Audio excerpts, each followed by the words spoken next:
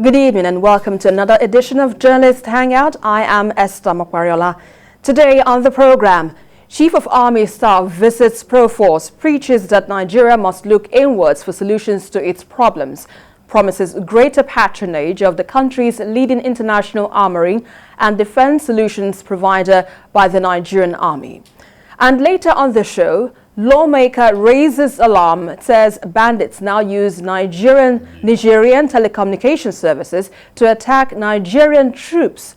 I will be hanging out with Babajide Kolade Otitoju and Chiawalamoke Nwankwo.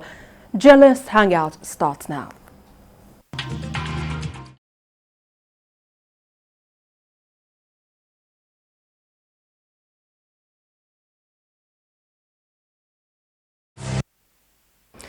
Homegrown solution to local problems is regarded as the best option to tackling issues. The Nigerian military appears to be adopting this option to tackle insecurity across the country. Now, the Chief of Army Staff, Lieutenant General Farouk Yahaya, who visited the country's first and leading international armoring and defense solutions provider, PROFORCE, said we must look inwards for solutions to our problems. General Yahaya, who was impressed with this facility as a company, promised greater patronage of the PROFORCE by the Nigerian Army, and Babajide Kolade Otitoju was part of the visit, and he filed this story for Journalist Hangout.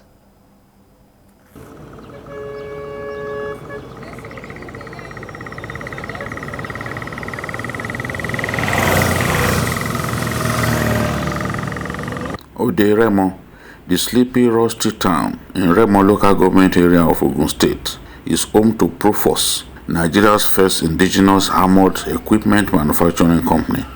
The town is located a few kilometers off the Lagos-Ibadan Expressway.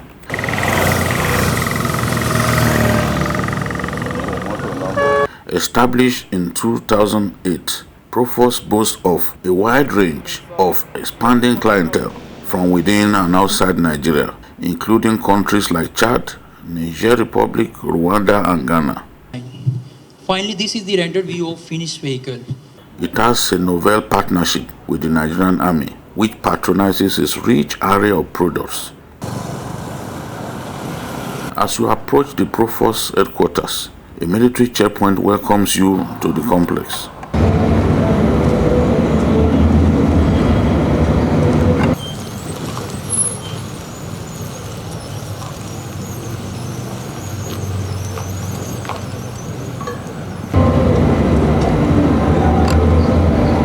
Recently, the Chief of Army Staff and his team, made up of the Army's Chief of Operations as well as the GOC 81 Division, paid a walking visit to the PROFORCE complex.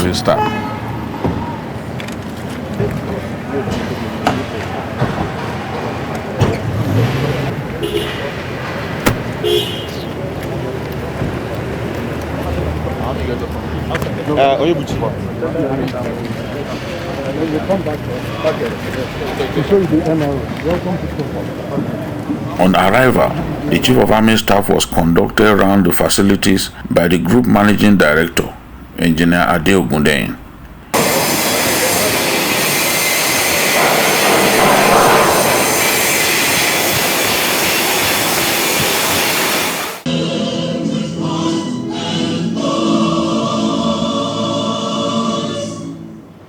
After the inspection, it was time to brief the Army Chief about operations of the company. PROFORCE's Head of Operations, Cardiff-trained mechanical engineer Ayobami Ogundeyin, spoke about the company's array of products, international clientele, and where it projects to be in the future. Our helmets and vests, which I said I'll briefly talk about, is where we have our MIJ level 3 level protection helmets, which is manufactured here from. Kaode Nariwo is the company's business development manager.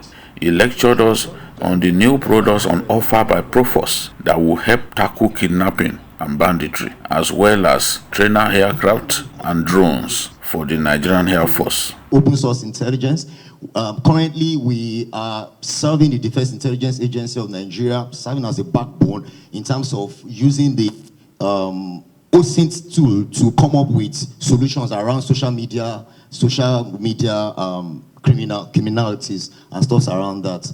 Then we have the PROFORCE air system. Now, under the PROFORCE air systems, we are building, in Nigeria here, we are building what we call the PF drones. Now, the PF drones, already with the Nigerian Air Force, has been demonstrated in Kaduna, and it has come up with massive information in terms of reconnaissance, intelligence, and surveillance for us. The PF drones can have an endurance of 10 hours, 5,500 ceiling, and 11 can carry bombs of 11 kilometers weight. And it can have an operational range of 800 kilometers. Then we also have the PF BAM trainer jets. This is what we are building in Nigeria to be able to train men of the Air Force and even the police air wing, the military air wing, all of them put together. General Farouk Yahaya, who listened to the presentations attentively, was impressed with what he saw. Let me first say that I'm very happy to be here, very pleased to be here, and I'm very impressed with what I saw. I have seen the Government General before, so I remember seeing him in my office. And I have always believed that the best way to go is to do it yourself. My little experience has shown that the best way to go is to do it yourself. If you rely on anyone to do it for you, often he fails you when you need it the most. Our experiences in the Northeast has shown us so. He promised continued support and patronage for the company. I believe whatever we can do to support our own, we should do. At the start, there are usual problems. They cannot be as good as those who started 100 years before us. We improve and improve and improve. I think what is important is consistent patronage and usage and the willingness of the factory to improve, like he has mentioned. For every time they are input, they are incorporated. We just have to support this adventure and any others across the country so that we can be self-sufficient in our requirements. The Army Chief urged them to invest more in technology to sustain the growth and development. We cannot be like those who have started 1,000 years before us, but we can improve, and now with technology, global as it is, we can always improve and borrow from other locations and quickly improve what we are doing. The factory is massive, and what they are doing also, you can see, we have gone through the shops or the warehouse or some production line we have seen. So there will be challenges, but what is important is to remain resolute and continue to charge through the challenges, which we are having challenges and we are charging through them. If you should have them, you charge through them like you have done, and together I think we will improve. In our own relationship, the Army is willing to do its own part, of the bargain. And I urge you also to be consistent in your own. PROFORCE's Group Managing Director, Ade Ogundeyin, thanked the Army Chief for his visit and advice to the company. We thank Nigerian Army for the wonderful relationship we have, the joint venture between Nigerian Army and PROFORCE. If not for that relationship, we would not have gotten this far. We have Nigerian Army stationed permanently here. We used to have quite a number of people here. We used to do all what we are doing, we are all doing them together. We started with DICON initially, and then with Nigerian Army. What we have done again with the relationship is that we have been able to shorten the production time. Then it was taking longer, but now it's taking shorter because we have perfected a lot of things. The driver is perfected. Thank you. Thank you very much.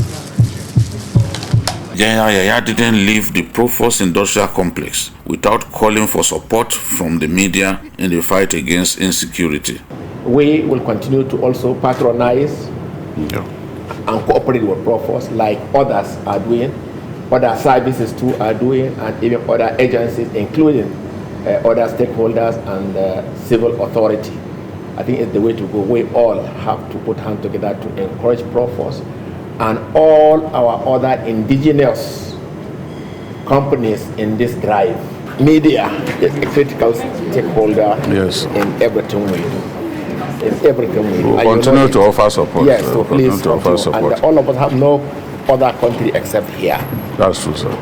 We should do everything to salvage it. Sometimes we get carried away, we think we can run away. The visit afforded me a fresh opportunity to catch up with developments at this indigenous tactical weapons manufacturer that has developed a large portfolio of products for the police, the military, and civilian markets.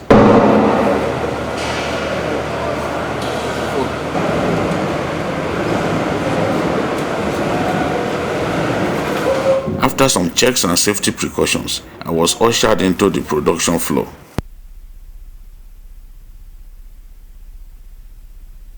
Here are shells of the giant mine-resistant vehicle MRAP, otherwise known as ARA, and the smaller version, PF Viper.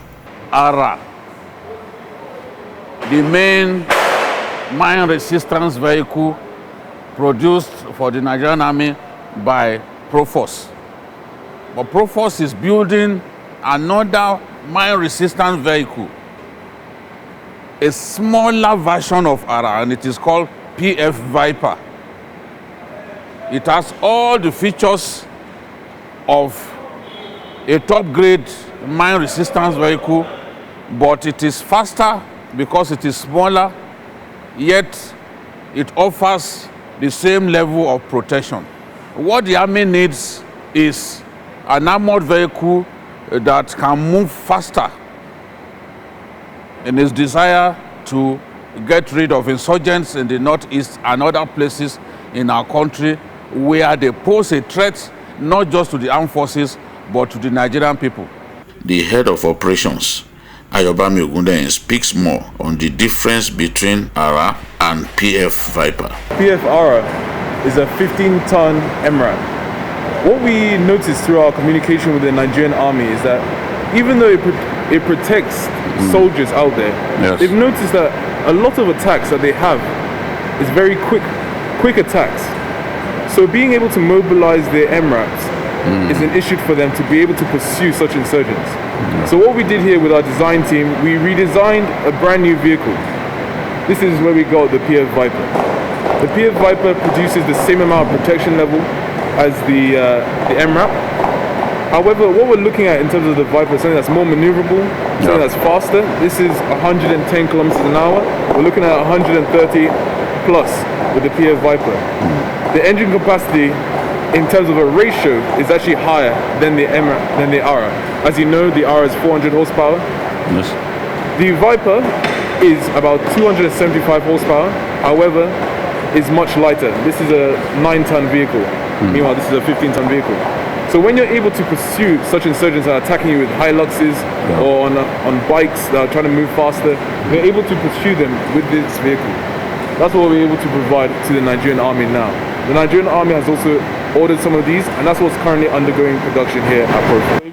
Apart from manufacturing armored personnel carriers, APCs, mine-resistant ambush-protected vehicles, MRAPs, armored patrol boats, ballistic helmets and vests, armored civilian vehicles, and cash-in-transit vehicles, PROFORCE has a vehicle repair and maintenance unit where damaged vehicles are fixed. This is a maintenance, repair and overhaul division, for short MRO.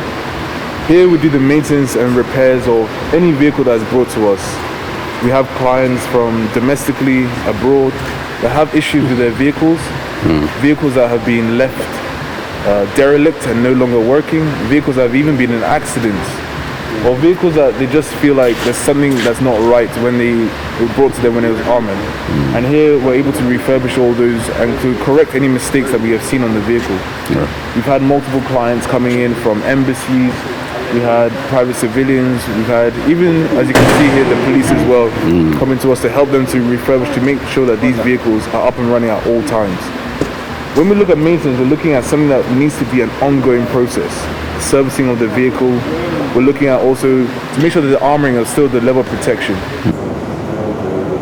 The PROFORCE showroom boasts of exotic civilian armored vehicles ready for delivery to clients. Here we have vehicles that are ready to be delivered, that are on display for our clients to see. We are currently touching a brand new Lexus 2020 model, which is currently going out for a state governor. We have here a G-Wagon for a private client. as well as another G-Wagon over there. So this is where we like to show off what we do here, the finished product. These ones, they are fitted with anti-ballistic structure. Yes, so all these vehicles here are fully protected. As you're aware, they have run-flat tires inside. They also have the underbelly armoring. They also have full protection, 360-degree protection.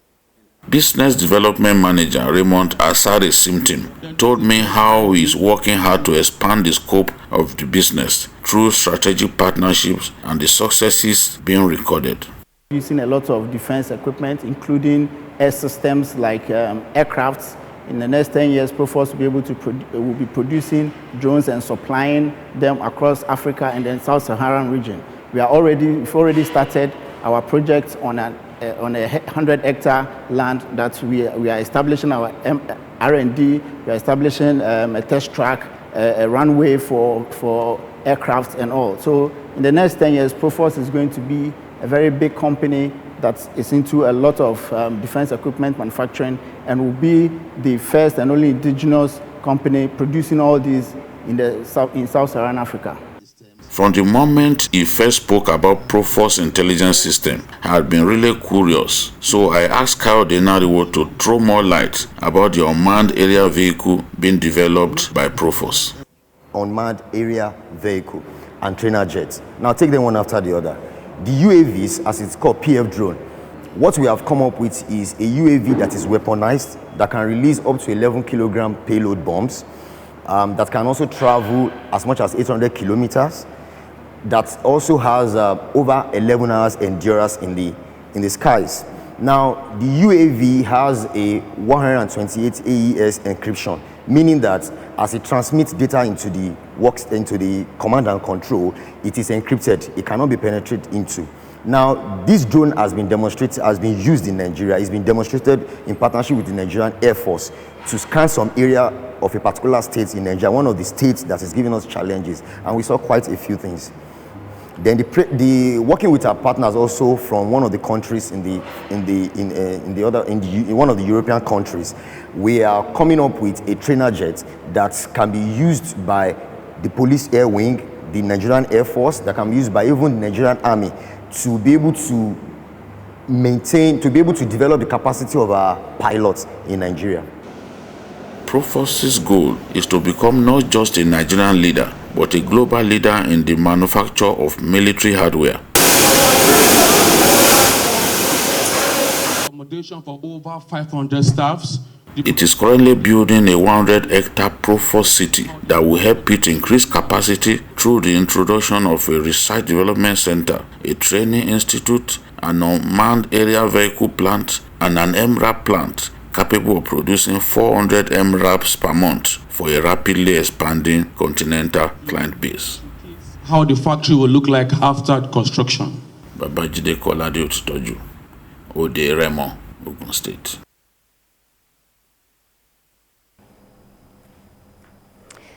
Quite an extensive report by our very own Babajide Kolade Otitoju. So Babajide, what's your view about what PROFORCE is doing, and how do you feel about this? Well, I feel proud as a Nigerian, and from the moment I discovered this company, I've been really interested in their progress. I pray for Ade Ogunde, the Unilag trained mechanical engineer who worked abroad and decided to come home to set up this kind of company in his country. There is nothing as cheering, nothing as encouraging as seeing young Nigerians struggle to place their country on a global map through innovations, by dint of hard work. And that's what we see with PROFORCE. PROFORCE is showing us that it is possible.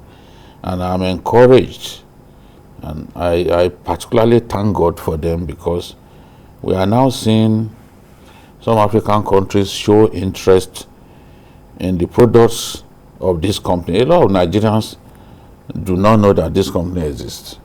They do not know that there is a wide range of products coming from this company that the country can leverage upon. Whereas we are seeing now, Rwanda approached PROFORCE, bought armored vehicles that it's now donated to the UN operations in Central African Republic. It was the same thing that Chad did. Chad first bought 10 MRAPs from them.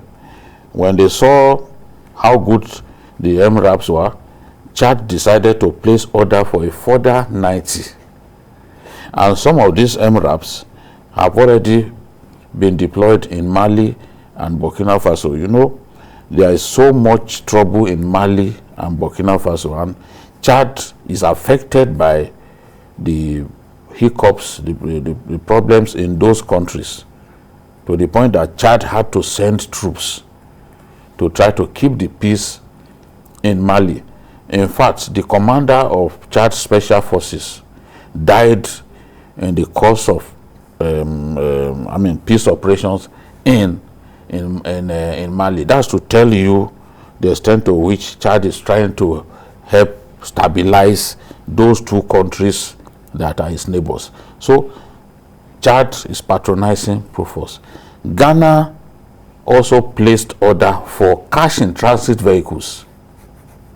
So PROFORCE is already looking like an international armoring and defense solutions provider that we can no longer see as purely a Nigerian company, but a company that other African countries are already showing interest in their activities. And I think that the more they innovate, the more they come up with ideas, and the more they also partner with companies from other nations that can provide some of the things that we lack here, help them to provide such things, help them to produce such things, the more PROFORCE will gain traction and relevance in our country. For example, when we're talking about unmanned area vehicles, everyone knows that if we had drones, we will be able to deal with crime much better than we are doing currently.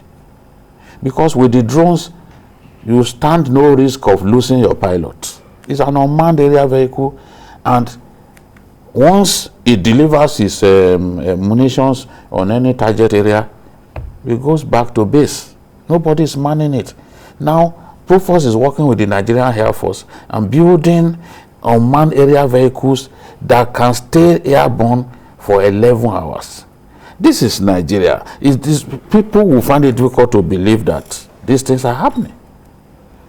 But until you go there and see what is going on, these are PROFORCE's products, the mine resistance vehicle. Until you go there and see, you will not believe that within our country and in a place like Oderemo, where the late Obadeolu Eleyemi was king, such a thing is happening. So PROFORCE is a Nigerian success story, and it's a success story that can get better if the army continues to patronize it, if the government continues to patronize it and even help it to become bigger. I'm encouraged by what the Chief of Army Staff said, that look, we need to look inwards. And he's also saying that, look, if the Chadians can patronize you as much as they are doing, we will patronize you a lot more than the Chadians. That's the sort of thing that I want to hear from a Nigerian, to a Nigerian company that is struggling to be successful at its line of business. Indeed. Chiwaloke, from what Babajide has said, definitely PROFORCE seems to expand in its global clientele base. But beyond bridging the importation gap, how can a thriving armoring and defense company be of benefit to Nigeria at this time? Yes. It's a welcome development, against the backdrop of what we are facing in Nigeria currently. Nigeria is under siege by bandits and terrorists in the northeast and the northwest. I'm sure that if they had advanced or established much earlier, Nigeria couldn't have had the disgrace we had in 2014 when an aircraft that contained $9.3 million meant for buying arms in South Africa was seized. Because ordinarily, based on the fact that Nigeria in 1964 established Nigerian Defense Corporation in Kaduna, got a German company that set it up, gave it the capacity to produce the weapons that we needed. If they had succeeded, perhaps Nigeria wouldn't be going abroad to, import all the military hardware and weapons they needed. But this company has now come to, fill a void. A very big void, for that matter. It was an opportunity Nigeria missed shortly after the Civil War. Because during the Civil War,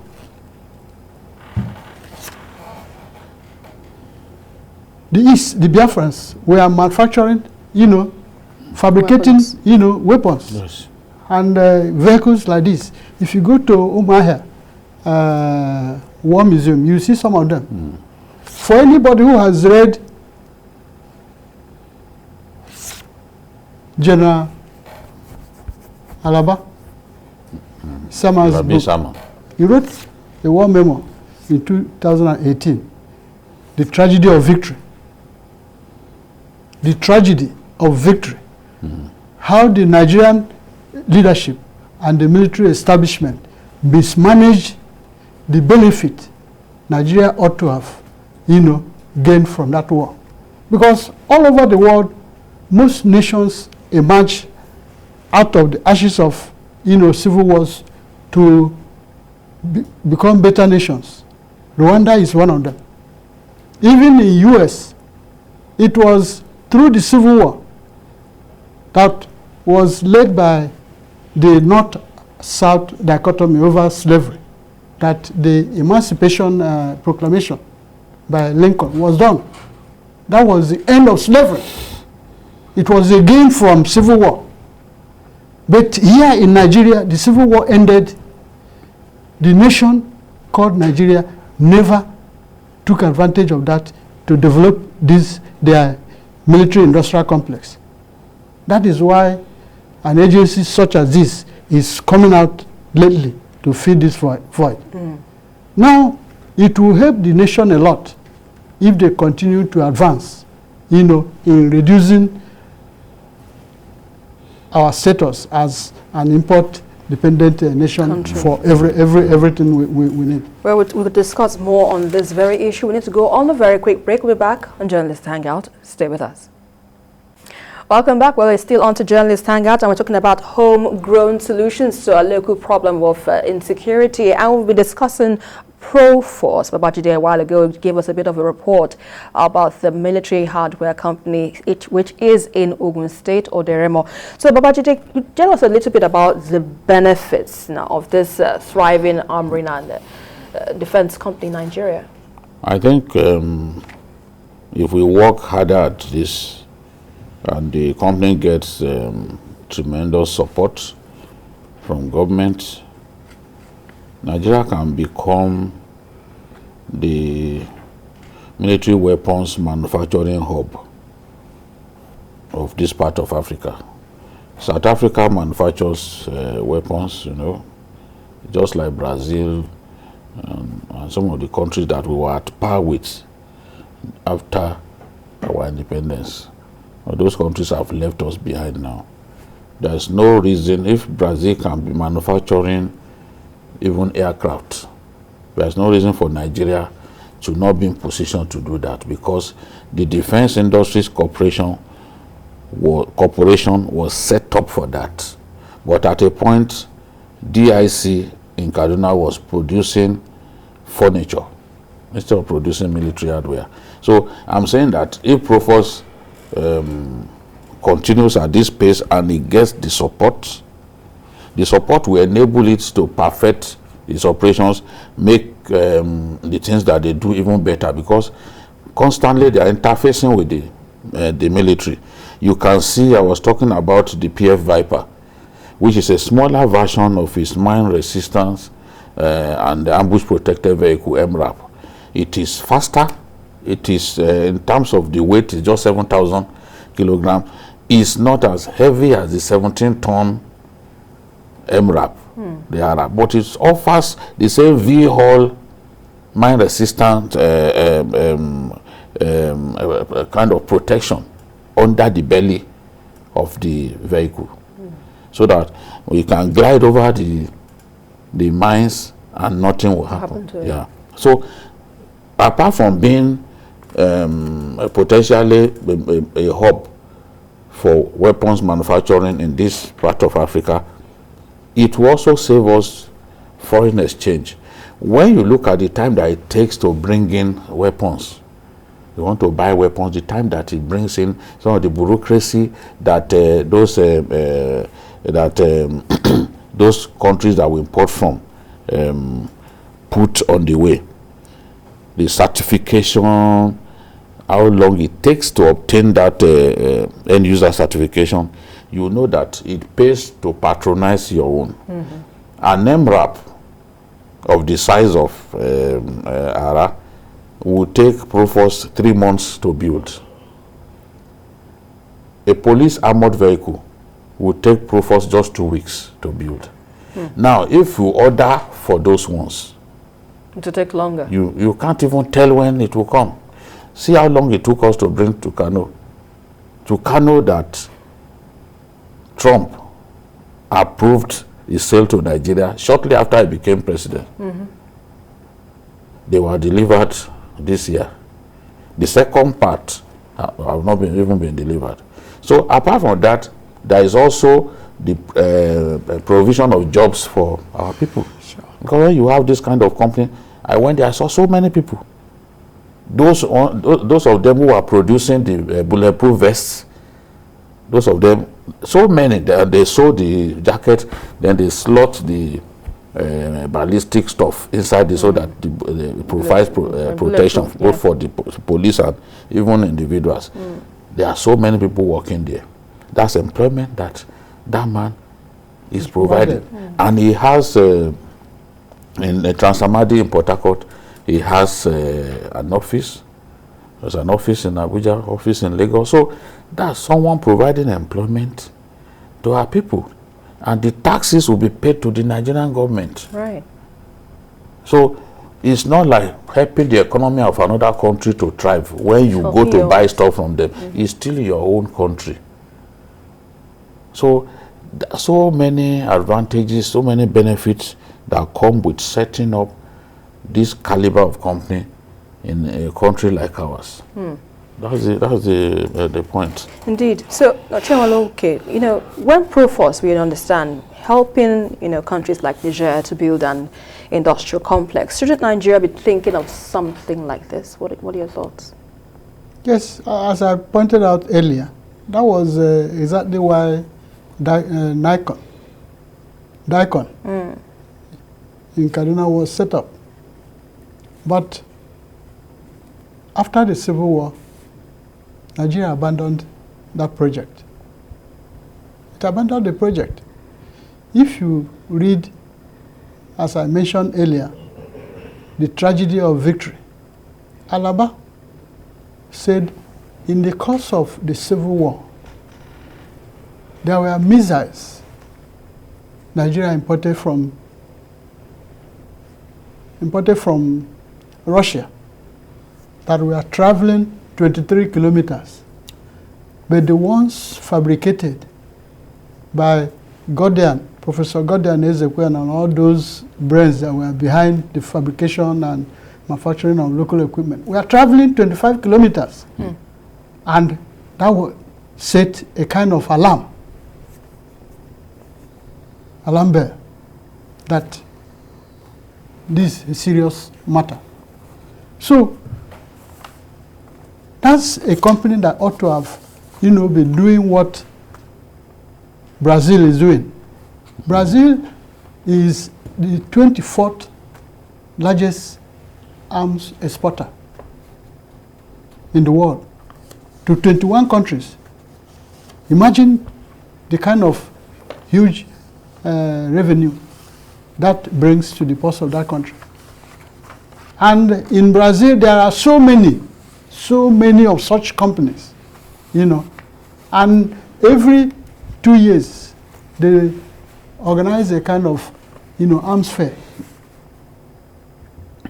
Arms fair for people to come and watch their production and possibly, buy from them, because the globe or the world is in perpetual, conflict. So there will always be, a need for weapons, for procurement of arms. Even when you are in peace time of peace, people stockpile arms, waiting for the eventuality.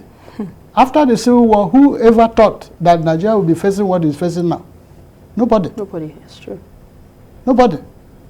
And even if we get out of this, who is sure that the next 20, 30, 40, 50 years, you will not see something like this, or even something worse than that. It is, that is why militarily nations are always prepared, and they don't, they're not caught napping. They don't allow themselves to be caught unawares. Babajide, when you rightly pointed out that these vehicles, are well, produced and all of that, but talking about the fortune, these armored vehicles could cost, maintaining them definitely could be a problem. Yes. What do you think the government can do about this? For me, even maintaining them is as important as buying them. First and foremost, we must buy the best for us.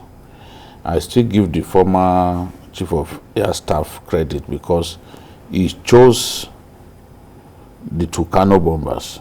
I remember sitting in front of him in Yola and asking him why he chose Tucano instead of going for maybe an F-16 or F-14 Tomcat or even the F-15 Eagle, F-15. So he said, look, you must buy what is best for your country, best for your environment. We have no less than 20 different types of MRAP in the armory of our army.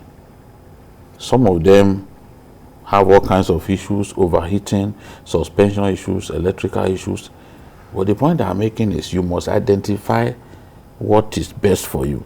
And we must set up maintenance facilities in different parts of the country where we have conflicts, so that they can be fixed right there.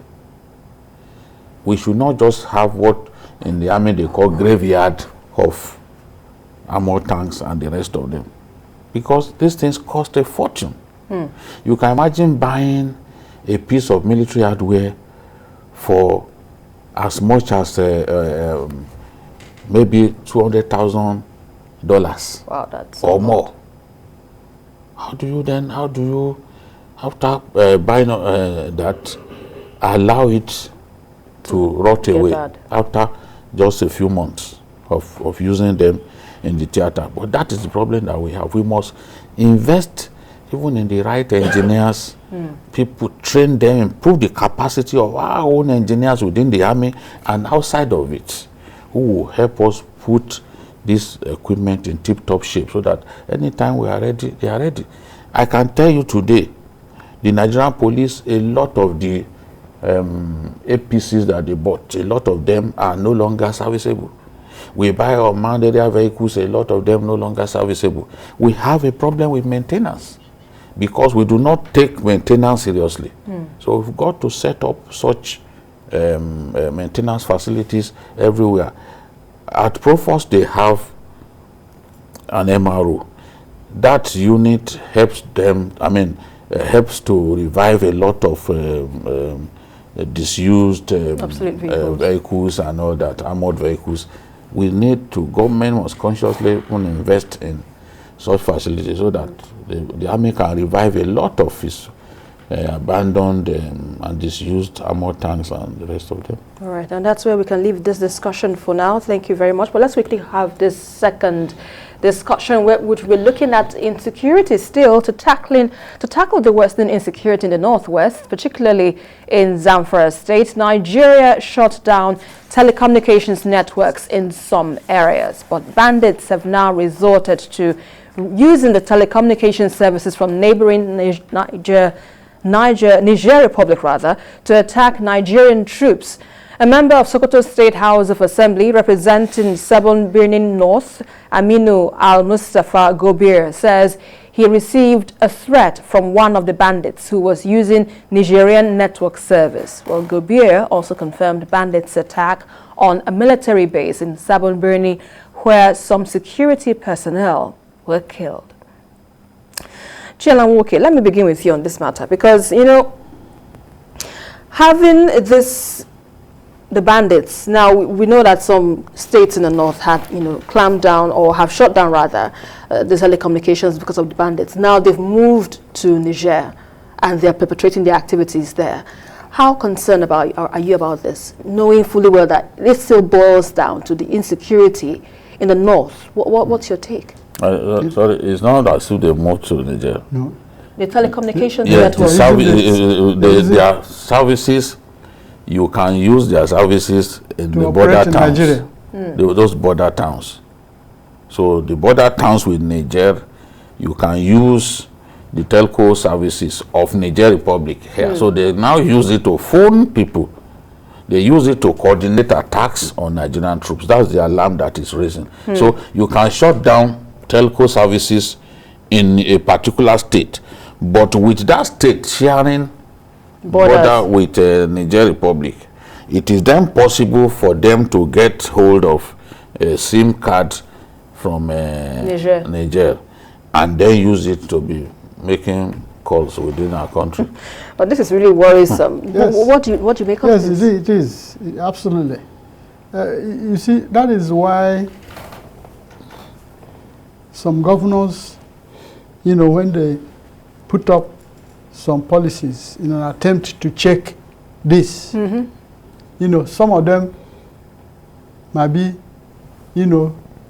for short term, but the long term measures or fundamental steps that should be taken are not being addressed. Of course, many of them are beyond their capacity. All eyes are on the federal government being in charge of national security.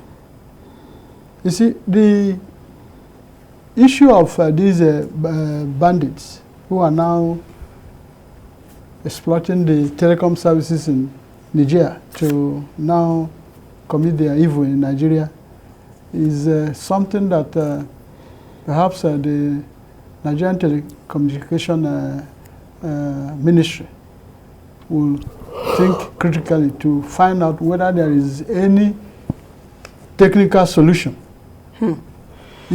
that they could bring as a kind of rampart against such services, coming from Niger to the suburbs here. That is why we said that government should not pamper with these bandits, should not pamper with them. That we've had 10 years of insurgency in the north. We're supposed to have developed some capacity to deal with this issue once and for all. It is unfortunate that for 10 good years, the Nigerian state cannot say they effectively prosecuted a set of, these criminals. Whether you call them Boko Haram or insurgents or the bandits. We don't get to hear that. Indeed. Let us quickly take this call from London. Ade, please go ahead with your contribution. You're live on Journalist Hangout. Just hold me on for about 10 minutes. Apologies. Please go ahead. Apologies. Please go ahead. I want to ask Babajide, those armored for civilians, are they selling it or what? Because they finish this phone. Because these are for civilians. Are they selling it or what? That's all I want to ask. No, they are given those vehicles by civilians to help them put ballistic stuff in them so that they will be bulletproof and all that. So they put ballistic steel, they put ballistic glass for them. So those vehicles belong to civilians who want them to be fortified against gunfire. So, and another threat as well. Yes, so they just help them to make those vehicles bulletproof. It's not as if they sell all those vehicles. There was one of them that I saw that was actually even meant for the governor of one of the South states. One of those Prado jeeps belonged to a governor. I asked you about that vehicle, if civilians and, about how much, but let's leave that for another discussion. So we're still talking about this insecurity in the Northwest. But Babajide, when this matter comes about as though that we are, how do I put it now? We are hopeless or helpless in the situation. And it's like we didn't really, adopt the right tactics to deal with the situation. Talking about shutting down of telecommunications in the north. And now we're seeing them using Nigerian telecommunications to perpetrate their acts. Yes. What can the government do, in terms of long-term solutions now, so that it do not seem as though we are adopting one and yet there is still another ploy for them to counter that? I still see there are remedial actions that we can take, and there are also steps that will give us long-term relief from these guys. There is rampant poverty in the north. There is rapid recruitment into banditry in the north. This has to be addressed. People are brought into our country from Niger Republic. A lot of these bandits that you see are non-Nigerians. Just like many of the Boko Haram fighters that you see are not Nigerians. Some of them can't even speak a word of Nigerian language. And for some of those, some of the bandits, even some of them, when they speak Fulani, it is not our own brand of Fulani. Because the language is spoken in many countries. So a lot of these people come into our country to kill our people. They are not Nigerians. So talking about the use of the telecom services of Niger Republic, I think in those border towns, I don't see what we can do. The borders are porous. There are places you go to, you won't even differentiate between where is Nigeria and where is not Nigeria, because the boundaries are extremely tenuous. So people just walk in the way they like, they go in and out. I've been to Meadua in Katsina State, and I'm like, what's going on? What's going on? Yes, especially on the market day.